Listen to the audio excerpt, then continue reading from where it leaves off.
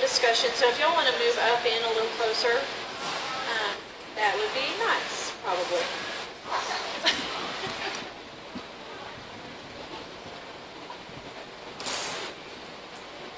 Okay.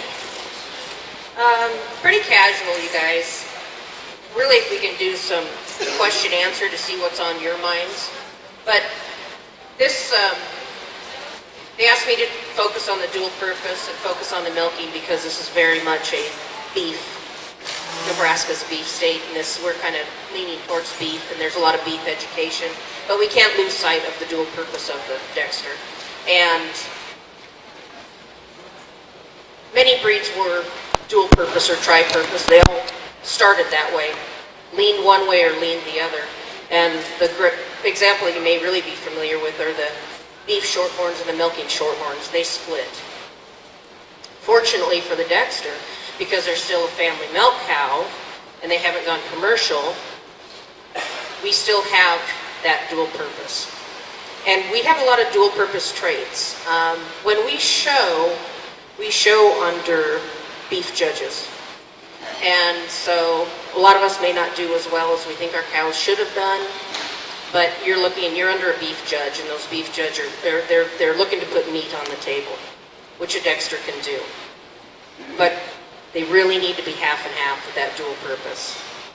And dairy traits, if you look at a beef cow and you look at the top line and you look at those nice thick shoulders, dairy cows don't have nice thick shoulders. Think of a Holstein or think of a Jersey. They're kind of pinched on the top. This attributes to our easy calving, if you guys think about that. Those beef guys have those big burly heads and they've got those massive shoulders, and that's where you run into calving problems. We have calving ease because we have that conformation of a dual purpose animal with those slighter shoulders. You don't want to get away from the dual purpose. But we do want to look at we can learn a lot from the beef side of it. Another thing we can learn from the beef side is a nice wide stance. We don't want them walking a tightrope. We still want thickness in the breast. We want thickness in the back end. The thickness in the chest and the brisket is for the heart and the lungs and the cow to be working.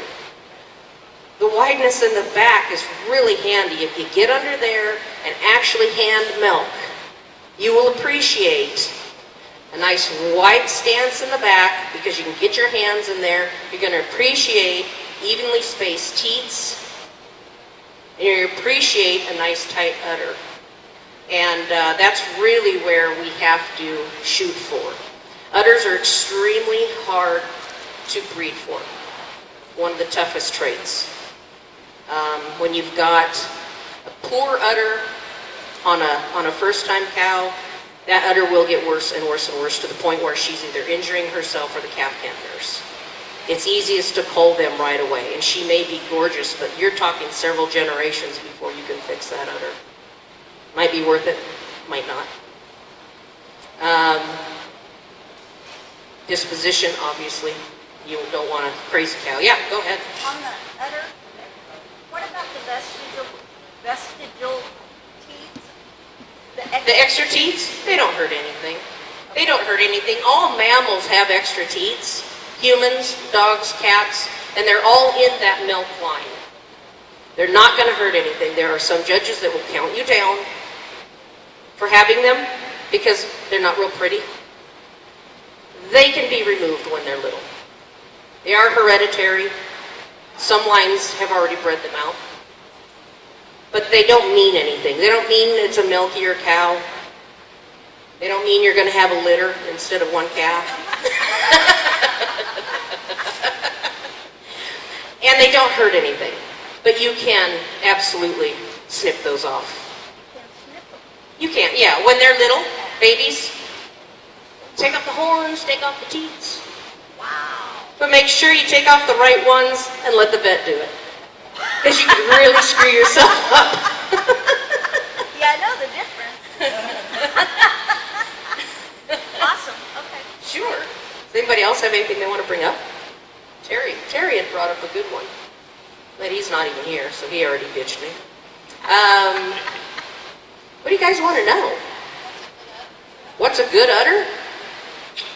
We want the udder to go full front up towards the belly button, head of the cow. We want it to go up to the belly button as far as we can. And we want it to go back between the legs up to the vulva as far as it can. With a very strong medial ligament that runs down the center of that udder from the belly button to the vulva to help hold that. It's nice to see it, yeah. If it's not a real strong medial, the teats will splay out to the side because that thing stretches. I said it's the equivalent of them falling in your armpit. It's true. And then the higher it is attached to the vulva, the less it's going to be falling down with poor rear attachment. You'd like to have a quite level floor, so it shouldn't be pendulous. You really don't want it to shoot up towards their belly. You want it more flat. Retract a lot after calving? When they dry up? It's only going to dry up so far, and the older they get, a heifer's going to pull that back in faster than an 18-year-old. You know how that is. If the training bra has done the right job. Oh, Jeff's out of here.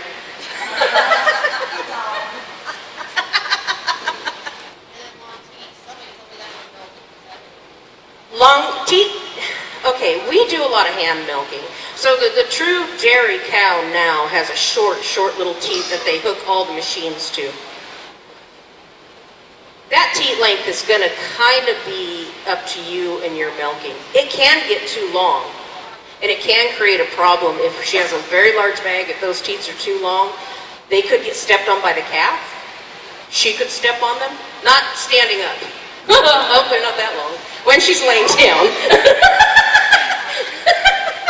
There's a song to that. You know that one. So they can be too long, but we do a lot of hand milking. There are not a lot of homesteaders that have a machine to milk with. And there are quite a few men that do it, and they have a heck of a time with those teeny teats and their man hands.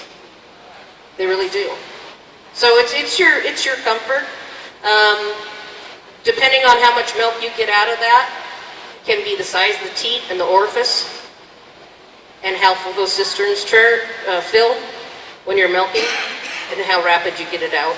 It has a lot to do with it. If you have a... So do you recommend milking all of your cows to get an idea, or at least being able to feel the udder to get an idea of what it looks like? You learn so much milking your cows. And I have done all of mine. Everything in my herd except for the males are trained to milk. My bull would love it. He would love it. Not so much. But you learn so much. That's where I learned the most about my conformation. Hands-on. And you really get to know your cow. And you really know what you're looking for in that calf. Some really dig it, and some really don't. Talking about the cow. Some will run right in there and they love it, and then others just want to get the job done. But I wouldn't hold that against anybody. I personally am not that dedicated of a milker, so I do once a day. And that's even with a calf off after I've weaned. I do once a day. And they've learned that. And even with my once a day, I can get up to 2.5 gallons in one milking. And that's just too much for our family, honestly. So when, you guys know, when you try to sell these cows and people call you and they go, well, I'm looking for 5 gallons of milk a day. All right, really? Really? What are you going to do with that? On Christmas morning. They do adjust their amount. They really do. Yeah. Yeah. At about 2 gallons, I quit and go, no, go dry up. too much. Yes, ma'am. Do you pasteurize the Dexter milk? I don't. I drink it raw. Do you pasteurize? You pasteurize Dexter milk. And I have a good joke on that one, but I won't do it on the mic. Well, I want to hear that. You certainly can. You certainly can. I don't. I use mine raw. Yes, ma'am. A lot of that dependent on how clean you are about cleaning the cow yourself and all your equipment. Right. You keep your equipment clean. Keep her from stepping in the bucket. Yeah. Now you touched briefly on the teats and how they splay out, and Yeah. I so few people talk about this, but Yeah. it's something I've learned in the last year that which direction those teats are pointing Goes in the bucket? is a really good indication of where the udder attachments are failing. Can you talk about that a little bit more besides Kimberly's when they exactly, tilt forward, Kimberly's when they exactly tilt back? right. And that's just in- it. That's all your structure and your strength in that udder. Like the medial ligament there. And if the teeth splay out to the side. As she ages, that will get weaker and weaker, and they will splay further and further. And Kim's right. When you're milking her, it is hard to get it in there. You got the bucket on the side of the cow because you're out Right. this way. It may or may not affect her and the calf. When you have a poor rear attachment, that rear attachment gets worse and worse, and that udder ends up hanging down, and all the teats are pointed at knees. Oh, and they look horrible. And that's pretty hard to milk into a bucket too. And it's really hard on the cow when she trots across the field. Smacks that sucker. I can tell you that. These really, it may be your favorite cow, but they really are something that could be cold. It's not good to have them in our sire book, our herd book, if we want to improve the breed. So basically, if your cow needs a broth, you should probably call it. Yes, sir. Is there not, I would get closer, but I'm tied up. is there not standards, like breed standards that define what's acceptable and not acceptable? I think that is Mr. Chambers' category. And are you gonna go over udder, Jeff? Good. Well, I mean, when you're talking about the length, and the different hand sizes, man hands versus, Yeah. you'd almost think there would be a standard that.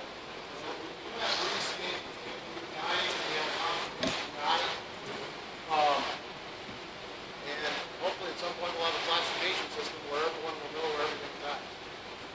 See, and I think it's important to explain to people the difference between standards and guidelines because they confuse the two, especially with regards to the ADCA and confirmation.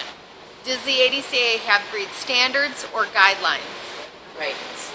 Right, we have guidelines, which are very different from standards. Can't be registered unless it meets this criteria. Exactly. We have guidelines. So, breed standards are more common to my knowledge for things like dogs, Chickens. chickens. Huge. They have very specific. And that's a great example because the chickens have a standard because the chickens don't have a registry. If it meets that standard, that's the breed that it is. Did you have a question? Oh, sorry. Sorry, I will do that. But in your mind, define what you see as a dual purpose animal. Because it's not all about milking and dual purpose, just as it's not all about meat. It's a fine line. Where do you see that?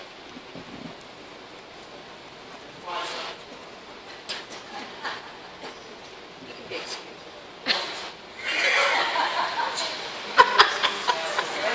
Okay, so if I'm going to go look to purchase a cow,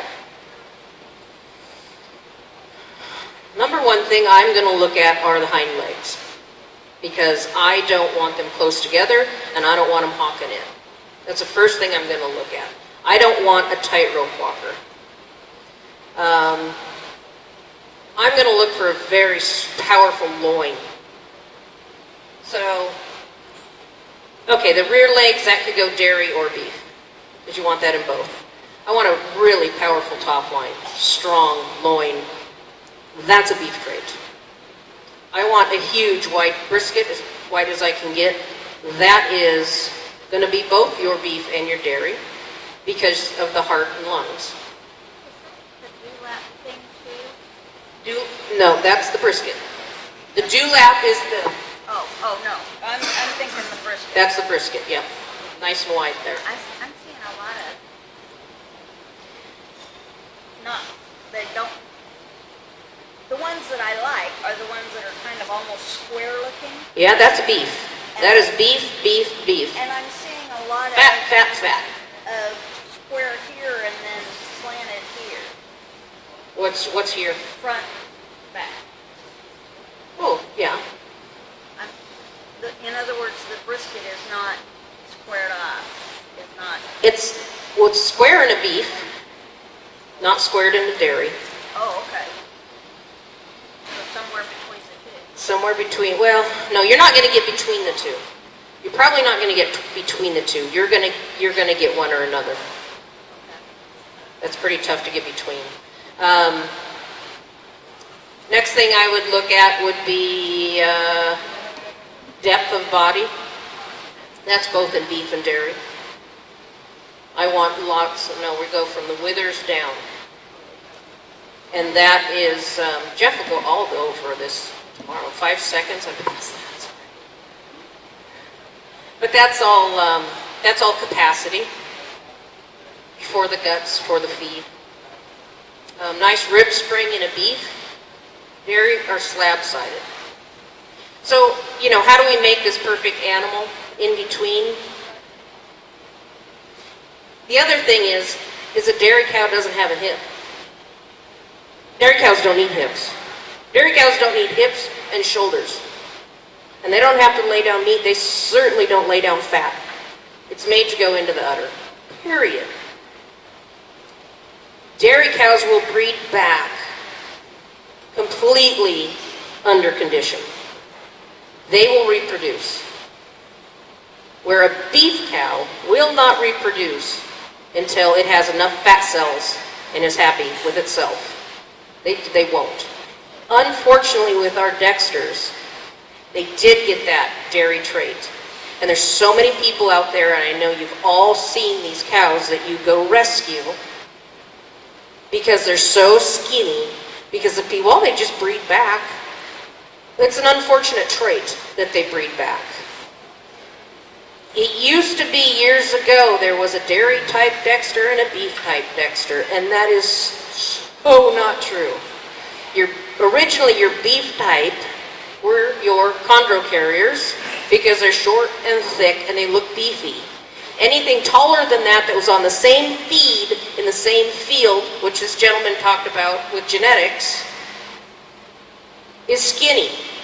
Therefore, you've got your dairy type and your beef type. No, you don't. You have a chondro carrier and a non-chondro carrier, and they're all starving.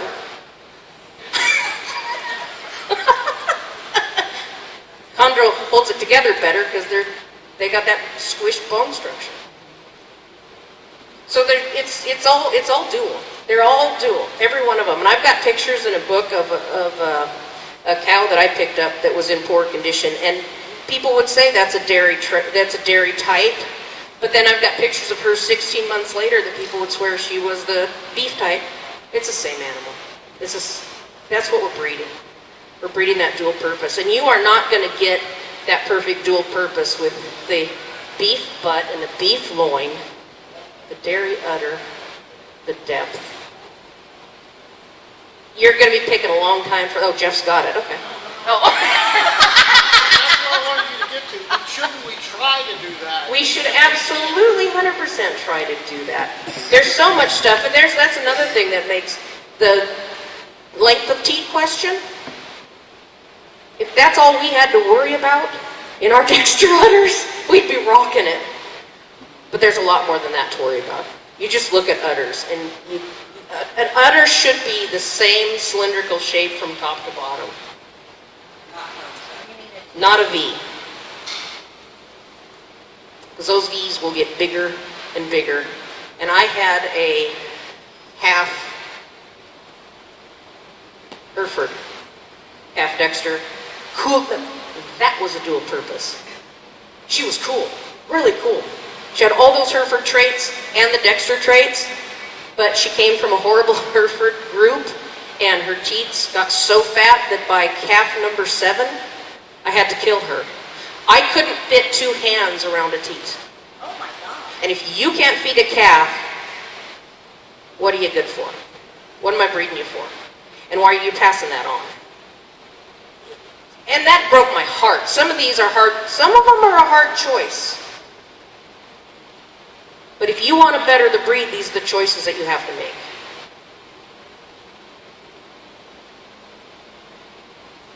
So they don't need to milk 7 gallons like a Jersey, and they don't need to lay down fat like an Angus. But the fact is, they do a nice rich milk. They do a good quantity for a family, or maybe too much for even a family to use. Feed the pigs. And they do marble. And they will lay down fat. You feed the little suckers. Really feed them. They will lay down fat, and they do marble. Dairy cows don't marble. And I milked my Hereford, and her protein was 1.3%, where my Dexters are over 5.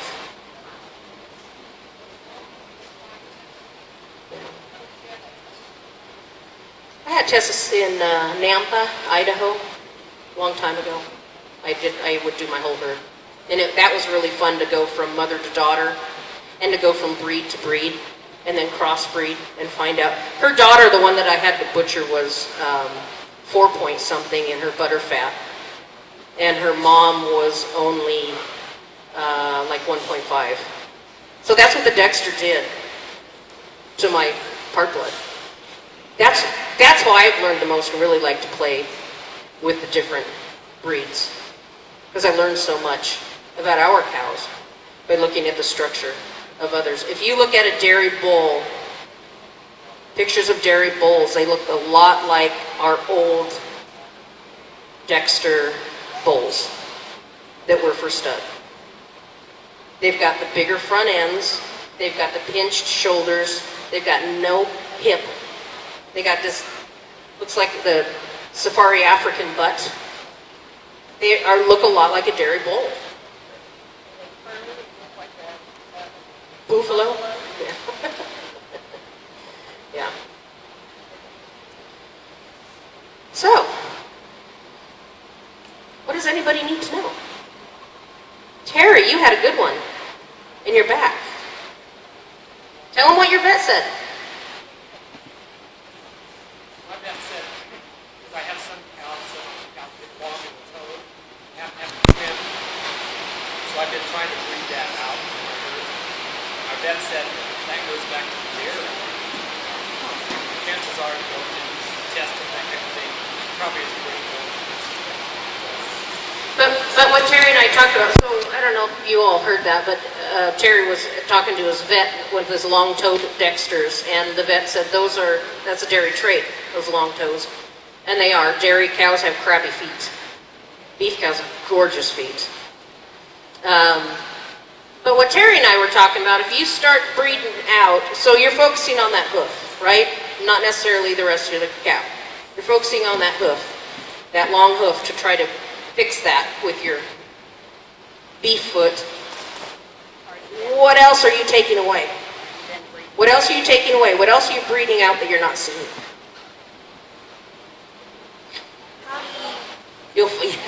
But here's the thing, right? Yeah, I know, here's the thing, you don't find out for 3 years. A cow has her best lactation on lactation number 3. That's where the chips fall.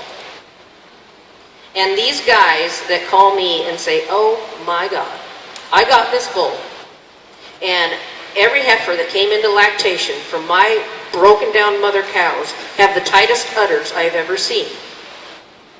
And I go, really? First calf heifers? Yep. It's so cool. Wait till they have their third, they look just like their mothers. You're talking a teenage girl in junior high versus the geriatrics ward at Shag.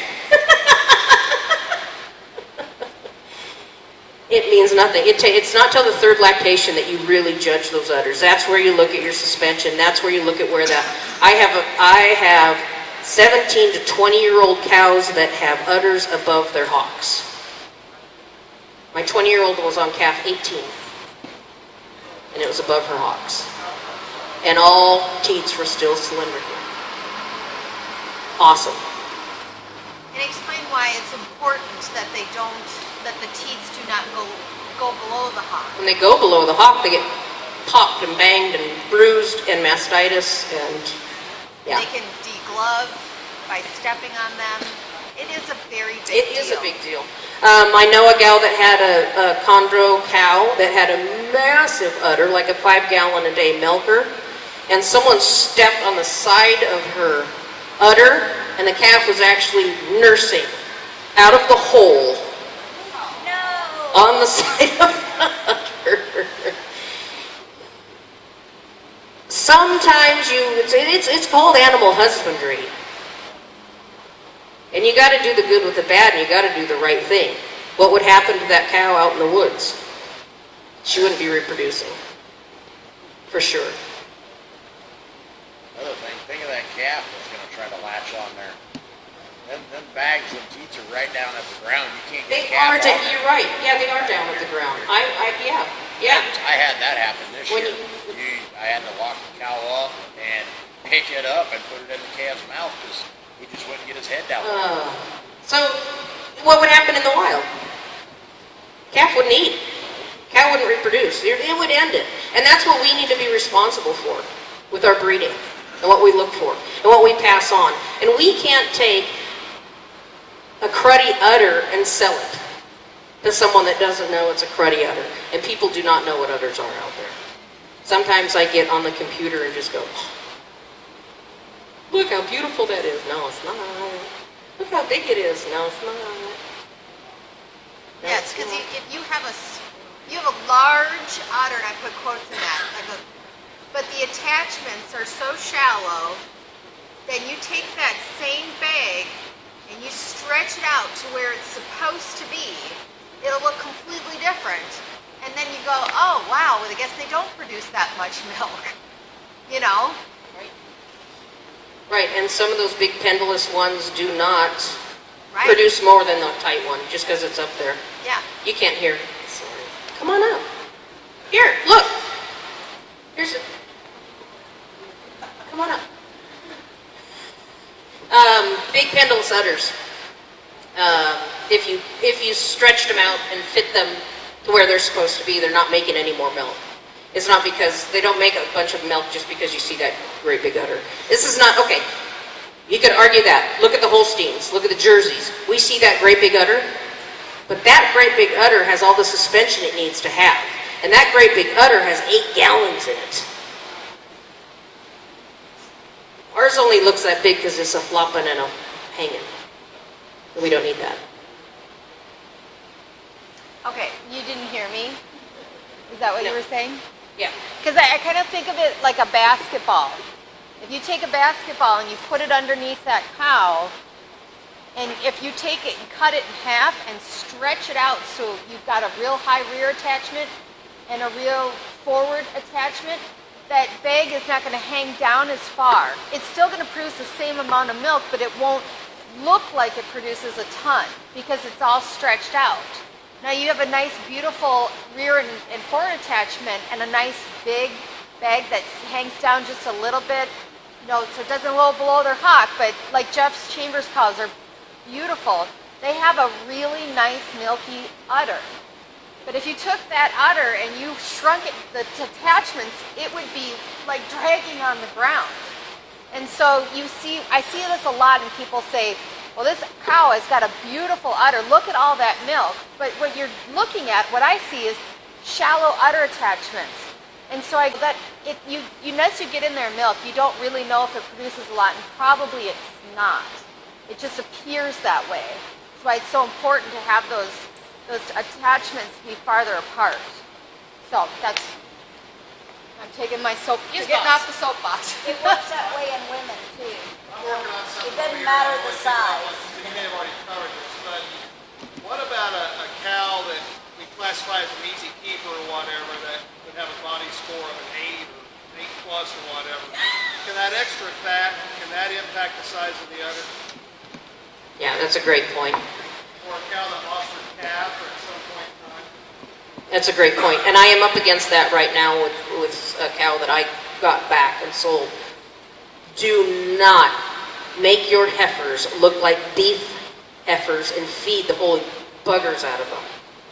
They will get fat in their brisket. They will get fat down their back. They will get fat in their butt. They look pretty cool and beefy. However, it's all the inside fat that we don't see. You can double, whatever fat you can see on the outside, you can double on the inside. And that sits in their udder, and you lose all that capacity. That's all around their organs for breeding them, and they will not breed if they're too heavy. They will not breed if they're too heavy. I'm having an issue with this right now with a gal that got her. I mean, my vet said he can't even evaluate her again until she's lost 150 pounds. Just can't get his arm in there. How do you? She's that fat. Oh, yeah. The chondro carriers, because I have a chondro carrier that gets fat on air, Chondro carriers get fat on air, yeah. and she is fat, and Yeah. she is always fat. Yeah, I don't care if she's feeding a calf or not. yeah. So how do I stop her from being fat Yeah. and still let her graze? There you go. Don't let her. That's called an easy keeper. Don't let her. She will save you money. Well, yeah. You don't have to feed her so much. The other thing you can do with her is leave the calves on her. Oh, I do. Leave the calves on her and let them take the weight off of her, and don't supplement her. If you supplement her with a little bit of very high quality feed. She doesn't get anything. She Yeah. doesn't need anything. But she's also chondro carrier. She also has a really huge rib spring. So you might be seeing this huge flat back and this massive square body, but she's got, her rib spring is, yes, but that's not fat. She's fat. That's, okay, but that's her organs crushed into her skeleton. Yeah, okay. Yeah, That's a good point. right. No, she doesn't have the, my horse does, but my cow doesn't. We have one cow that has fat rolls on Yes. his tail. And my Yeah. my vet was the same thing. He was sticking his Yeah. arm up there, and he's like, she's so fat. And I said, what do you want me to do? Put a muzzle on her? This one that I got looks like someone took her tail and shoved it up her back. The bulls love her. But man almighty. It's not good, and it's a fight. It's a fight. And if you're lucky enough, hey, Dexters are supposed to live on air and give us 10 gallons of rich milk a day, right? Isn't that the fallacy that's out there? So if you've got an easy keeper, that's cool. Take advantage of it. Breed that. That's great. But you just have, there we come back to animal husbandry. You have to take care of them.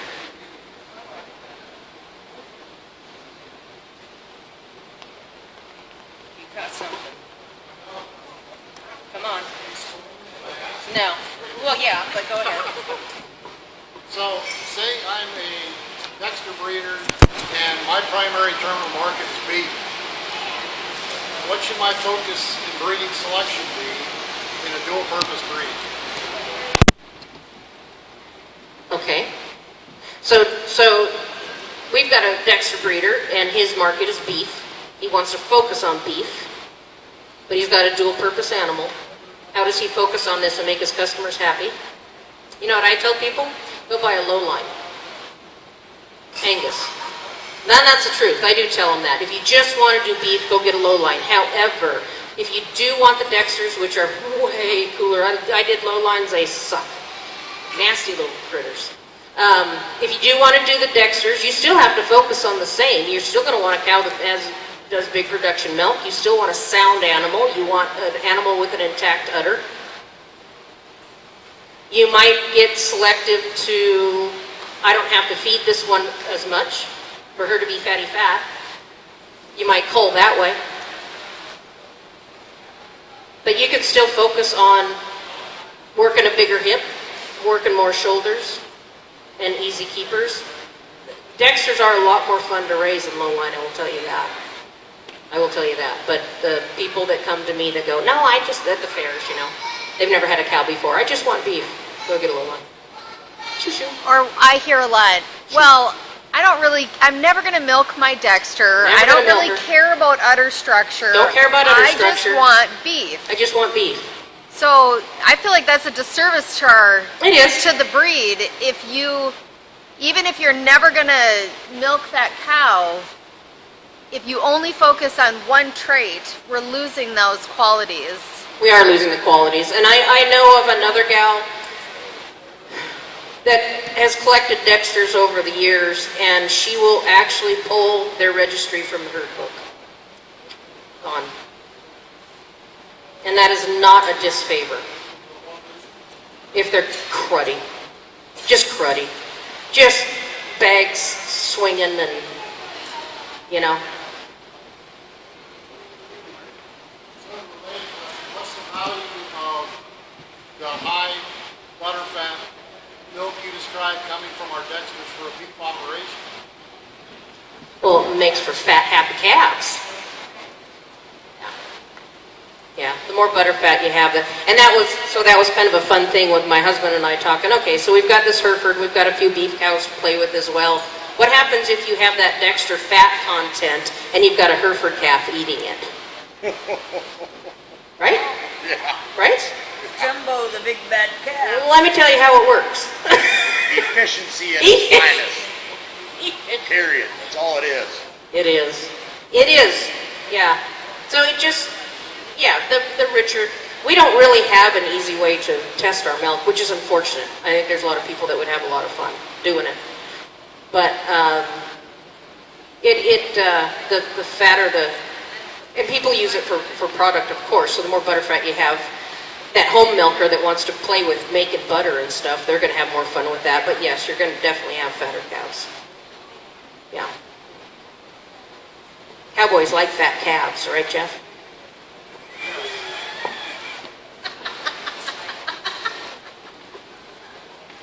Does anybody have anything else? Are we good? Do we have more wrapping to do? I did, in the beginning, I tested the core of mine. And then once you know what they are, it's pretty easy to guess. And so it's just not that important to me to test anybody anymore, but some I know just because of parents. I haven't found that the A2 milk that I drink is absolutely no different than the A1 milk that I drink.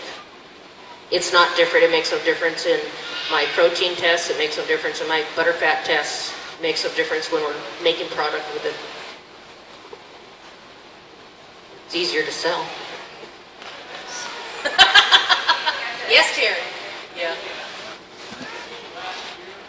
The gentleman mentioned that maybe have the ancillary teats or the extra teats maybe have an impact on butterfat. No. Okay. That's a good one. I know, and I listened to that. And I went, okay, you guys think about this now. You've got extra teats on the top, and that cow has a massive high butterfat. And you breed that cow, and her baby comes out with extra teats on the top, and that baby has mass butterfat. And that baby's baby has teats and has mass butterfat. What is similar here? The cow produces. The genetics of the cow that makes high butterfat. It's all myth. That is just not, I think you gotta really think things through, because I could be lying to y'all too, so really think it through. And never believe stuff on Facebook. But do, use common sense and to think things through. I listened to that guy and I was just, oh my God. What's in common? Yes. He's got a whole line of rich butterfat cows that are creating extra little teats. It's not the little teats. It's mother to daughter. And he's the professor? Sorry. Unless there is a genetic factor that connects the two that we don't know about. And we don't know. There would be a genetic factor that we would know about if she was giving birth to it. Well, I mean, the high milk fat versus the vestigial On the same cow. on the same cow. If there's a connection between the two, like say, I'm betting there is. you think there is? Absolutely. To the teats? No. To the cows? Yes. Whether it's the same father, whether it's the same mother? Yes. No. I think that's my point. You can have a trait. You know, you said the hooves. Right. You breed out that trait. What else are you breeding out? Right. Well, there could be on that same genetic marker, Right. the extra teeth and the high butterfat. They could. The high butter fat and the extra teat are not on the same marker. Okay, there we go. That's what I needed. Yeah. Yeah. Might be in that Lineage. lineage. There you go. That line towards that marker, so That's you right. can say that that extra teeth indicates probably a high butterfat because it's in that lineage of that cows and cows. But not all cows have that lineage, so you can have high butterfat. Does that make sense to you? So does everybody know what they're looking for in dual purpose now? Answered every question you could possibly have ever. So don't count down those non-beefy girls, and don't think that they're dairy just because they're underfed. Bad hooves may be good milker.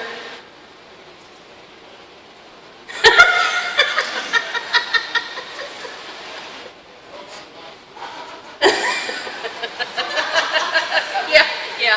But check out her udder before you buy for the hooves. Anyone have anything else? Nothing? All right, thanks guys.